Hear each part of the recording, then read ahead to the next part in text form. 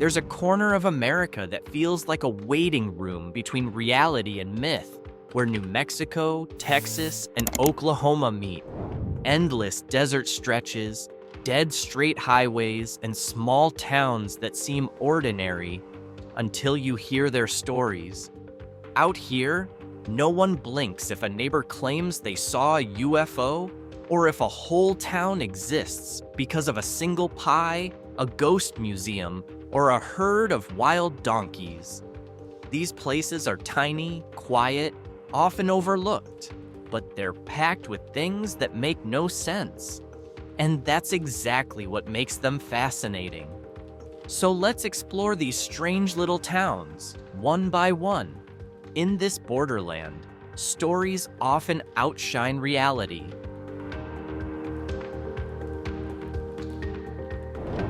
A city name that sounds like a game show, Dare, because that's exactly where it came from. In 1950, this town agreed to change its name to win a promotional event for the popular radio show, Truth or Consequences. Imagine, an entire city willingly changed its identity just to grab national attention. Bold move? Definitely. And it worked. Today, the city is home to nearly 6,000 residents. But this place isn't just about the odd name. T sits on top of natural hot springs believed to have healing properties. It was once called Hot Springs and was a popular spa destination in the cowboy era. Today, old hotels still operate for visitors wanting to soak in hot water while enjoying views of the peaceful Rio Grande.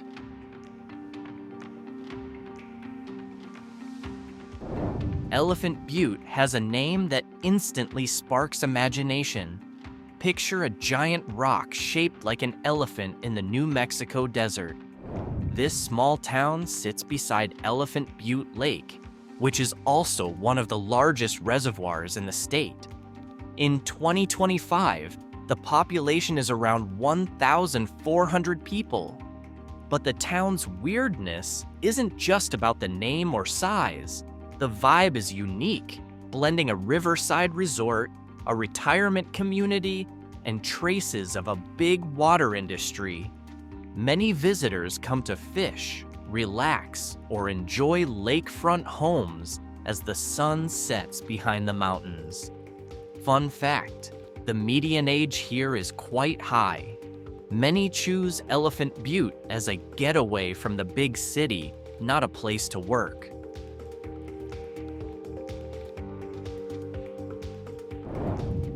If there's one American town that turned weird into its official identity, it's Roswell. It all started with the 1947 incident when mysterious debris was found on a ranch. The government said it was a weather balloon. The public said it was a UFO. And Roswell? Roswell happily said, "Let's become an alien town." Now, the streetlights are shaped like aliens. Murals show green creatures. Even McDonald's has a UFO theme. There's also the International UFO Museum that draws thousands of conspiracy hunters, curious scientists, and tourists who just want to see aliens every year. And surprisingly, Roswell isn't just a gimmick. The town also has an important military base and a strong aviation history. Madrid is the definition of a town coming back to life, just in a completely different way. Once a dark, soot-covered coal mining town run by a single company, Madrid shut down in the 1950s when the mines closed. No workers, no hope. The houses sat empty and sold dirt cheap, to the point where you could buy an entire block for the price of a motorcycle. Then came the artists, writers, and oddballs who wanted to live off the grid. The old mining homes were transformed into art galleries, handmade jewelry shops, music bars, and a community that didn't care about the normal rules of the outside world. They turned the town into a burst of color in the middle of the desert. Also, many people know Madrid from the movie Wild Hogs. Yep, that lively biker town is the real Madrid.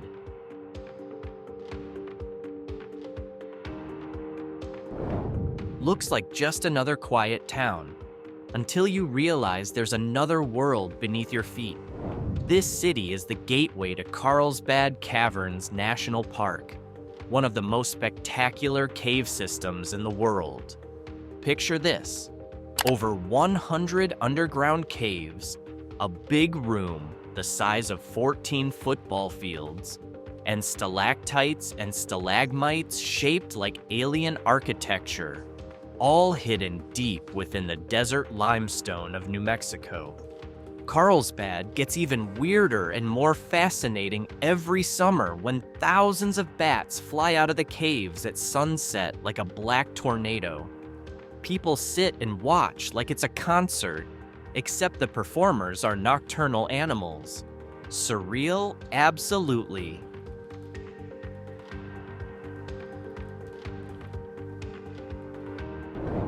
The name alone brings a smile. Pie Town. And what makes it even crazier, this name isn't a gimmick, it's real.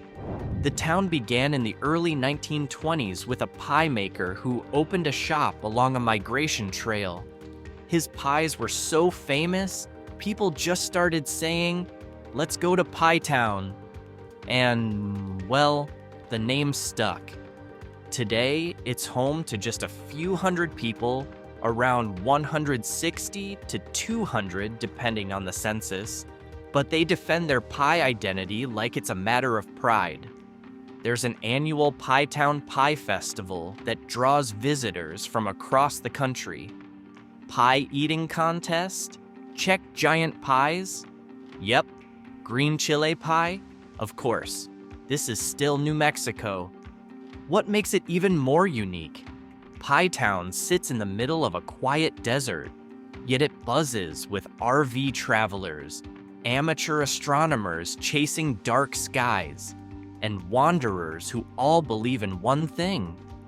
If you're in Pie Town, you're not leaving without eating pie.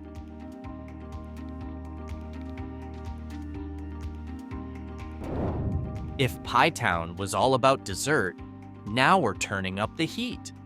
Welcome to Hatch, a tiny village with just about 1,520 people. But its bragging rights? Massive. This is the birthplace of the Hatch chile, the spicy queen that took over American cuisine.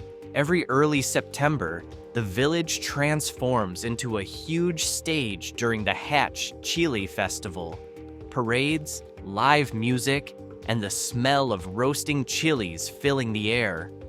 Restaurants from California to Texas scramble to get their hands on Hatch's signature green chile for their seasonal menus. Strangely enough, many tourists come just to watch chilies being roasted. The wildest part? Locals believe the chili's flavor comes from the volcanic soil in the Rio Grande Valley. So, the spice isn't just taste, it's ancient geology. Small village, big global flavor. Pretty epic, right?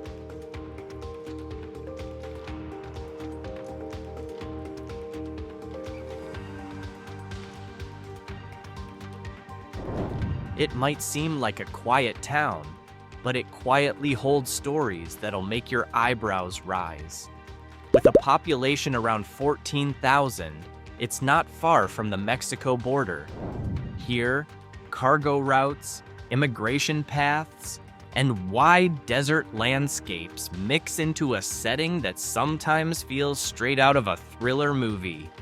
Deming is known as the gateway to the Chihuahuan Desert, where you can find meteorite fragments, ancient fossils, and gemstones buried in the sand for millions of years.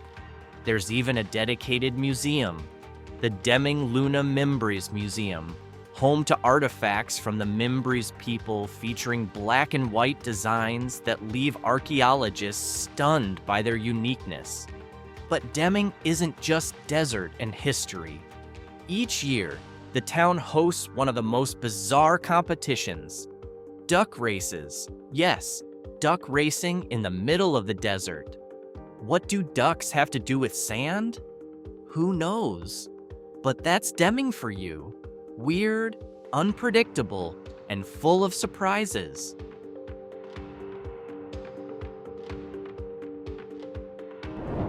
It feels like stepping into another world, where artists, native legends, and mountains shaped like the backs of gods live side by side. The population is about 6,500 in 2025, small, but the town's presence is huge. This is where you'll find Taos Pueblo, a UNESCO World Heritage Site, and home to the Pueblo people for over 1,000 years without interruption. Its history, older than many countries on Earth. Taos has drawn artists since the 20th century. Georgia O'Keeffe, D.H. Lawrence, they were all hypnotized by the desert light people say is too beautiful to paint. And if art alone isn't strange enough by New Mexico standards, Taos is also home to its biggest mystery, the Taos hum.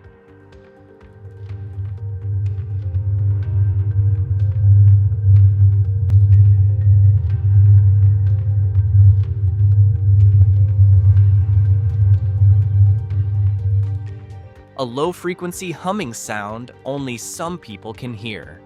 Its origin? Still debated. Aliens, secret factories, or some kind of collective psychic phenomenon.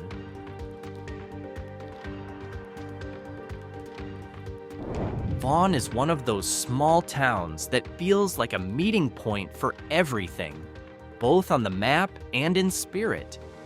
With a population estimated around 274 people in 2025, it's the kind of place that's almost disappeared into the background. In the early 1900s, Vaughn was a major stop thanks to the intersection of two key railroad lines, making it an important transportation hub. But now, the streets are quiet. Where trains once roared through carrying cargo, now just a few cars roll by without stopping. One quirky detail, at one point, the town's police force was literally a single drug-sniffing dog. If you're into exploring strange forgotten towns, Vaughn is definitely worth a detour.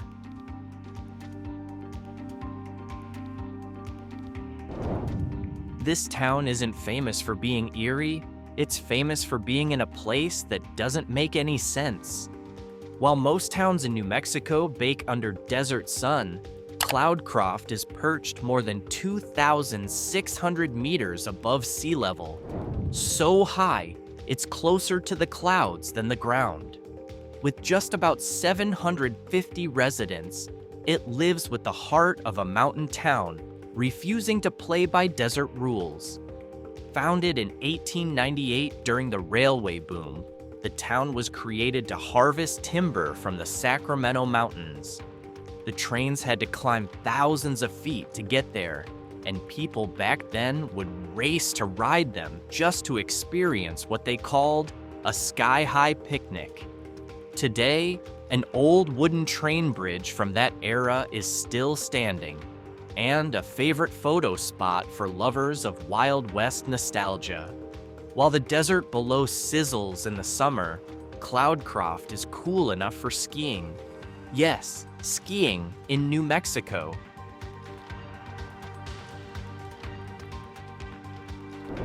Chloride was once a wild playground for silver miners and gamblers back in the late 1800s, when word spread about silver in the Black Range Mountains and treasure hunters swarmed the region.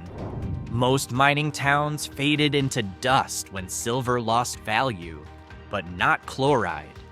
This place hung on. Today, only about a dozen people live here, but they've kept the town alive. and charmingly weird. Weathered wooden buildings still line the dirt main street. One standout is the Pioneer Store, where miners once traded silver for bourbon and smokes. It's now a well-preserved museum, almost frozen in time. There's also an old saloon and a tiny jailhouse that still carries the eerie feeling that someone could disappear here, and no one would ask questions.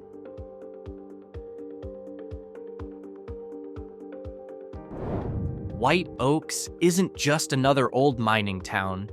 It was once on the verge of becoming New Mexico's own version of Las Vegas, until it all came crashing down. In the late 1870s, gold was discovered here, turning what was once a barren landscape into a booming center of art, ambition, and classic American dreams. Even famous names passed through.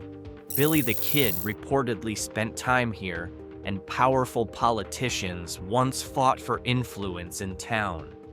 They had an opera house, a theater, luxury hotels, even a surprisingly stylish artist community for the Wild West era. Everyone believed White Oaks was destined to become the next big city, but the town stubbornly refused to build a railroad connection, and that choice sealed its fate. While nearby towns with tracks thrived, White Oaks was slowly swallowed by the desert. What's left today are crumbling brick buildings, weathered stone, and old legends.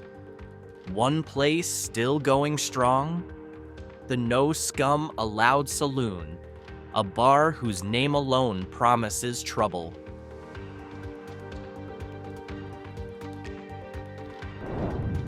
Jicarilla is the kind of place most tourists have never even heard of, and that's exactly what makes it so intriguing.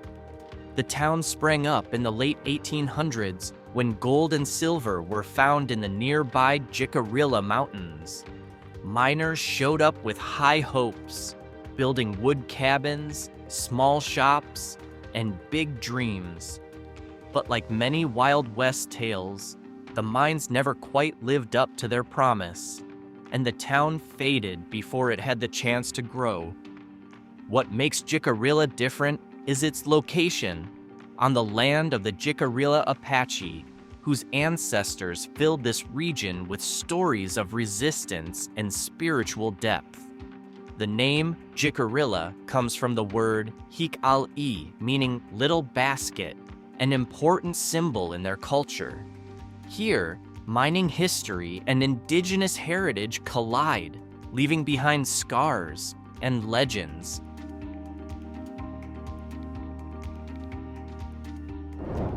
Old Hachita is the definition of a town that once thrived at the edge of the world. Founded in the late 1800s for its copper and silver mines, it attracted brave miners, rugged cowboys, and even smugglers roaming the Mexican border. Life here was tough, and most problems were settled not with words, but with gunfire.